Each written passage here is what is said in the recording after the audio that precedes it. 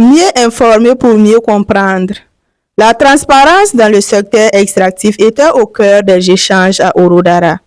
La mairie de Orodara a abrité, ce jeudi 13 août 2026, la cérémonie de présentation du rapport de dissimulation de l'initiative pour le secrétariat permanent de la transparence dans les industries extractives, SPETIE, au titre de l'année 2024.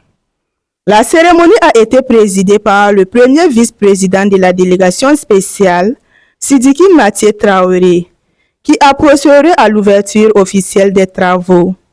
L'activité a réuni des autorités administratives et éducatives, ainsi qu'un nombre public. Elle a été consacrée à la présentation et à la compréhension des informations contenues dans le rapport, notamment sur les enjeux liés à la transparence dans le secteur extractif. À travers cette rencontre, les participants ont pu mieux s'informer sur le contenu du rapport et échanger sur l'importance de la transparence et de la redevabilité dans la gestion des ressources extractives au Burkina Faso. Oui, je vois que c'est une manière de montrer une transparence et une bonne gouvernance. Parce que c'est à travers le rapport que nous saurons comment sont gérer les revenus et comment sont faire les dépenses au niveau du public. Voilà, les dépenses publiques et puis les revenus, comment ils sont gérés jusqu'au niveau local. C'est une manière de faire comprendre ça. Oui, et aux participants, je leur demande d'être des relais d'information, puisque c'est à travers les mines que, si bien que la commune n'a pas de site minier, nous recevons un fonds commun. Nous recevons des fonds miniers. Donc, toutes les communes du Burkina Faso reçoivent ça pour des investissements. Donc, c'est pas à dire qu'on n'a pas une mine d'or ici et on est en marche. Donc, je demande aux participants de relever les informations. Tout Orodara n'est pas présent, toute la population n'est pas là, mais toutes les couches sont représentées. Donc je demande aux participants d'informer ceux qui ne sont pas là comment ça s'est passé.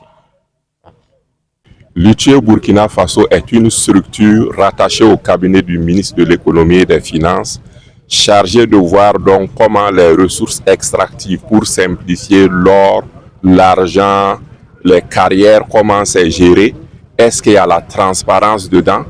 Où est-ce que vont les ressources qu'on tire donc de ces ressources extractives-là? Voilà à peu près donc le motif de la création du SPITUE.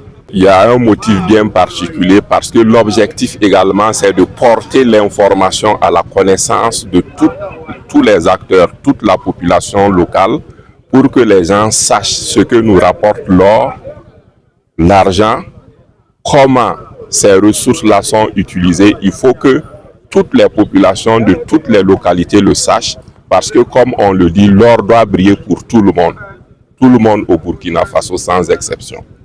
Ce qu'on peut retenir de ce rapport dans les grandes lignes, c'est que l'or rapporte autour de 612 milliards de francs CFA au niveau du budget de l'État.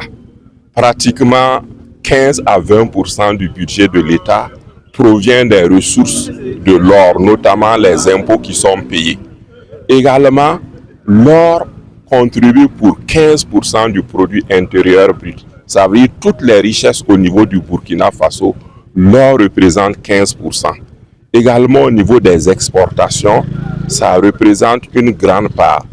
Également des emplois qui ont été créés, il y a plus de 10 000 emplois directs qui ont été créés. Des emplois directs, autrement dit des emplois qui sont donc occupés par des acteurs dans les sociétés minières. Et dans ces emplois-là, plus de 96% sont occupés donc par des Burkinabés. Parce qu'avant, c'était des expatriés, mais de plus en plus, on fait un effort pour que les Burkinabés puissent occuper ces emplois-là.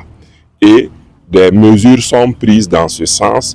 Il y a beaucoup d'écoles maintenant qui essaient de former dans le domaine des mines, ce qui fait qu'il n'y a pas un problème de compétences au Burkina. pratiquement. C'est de demander simplement aux acteurs de bien suivre, de poser les questions, de poser les préoccupations, parce que nous sommes à l'écoute des citoyens. Tout ce qui va sortir ici va être analysé et nous pouvons faire des propositions à nos autorités, propositions donc qui peuvent aboutir même à la relecture des textes. Voilà, donc les avis, les recommandations sont vraiment attendues. Bon, ici, nos attentes, c'est d'être informés qu'est-ce qui se passe réellement au Burkina Faso au niveau des mines, voilà, comment l'exploitation se passe et comment les gens sont gérés là-bas.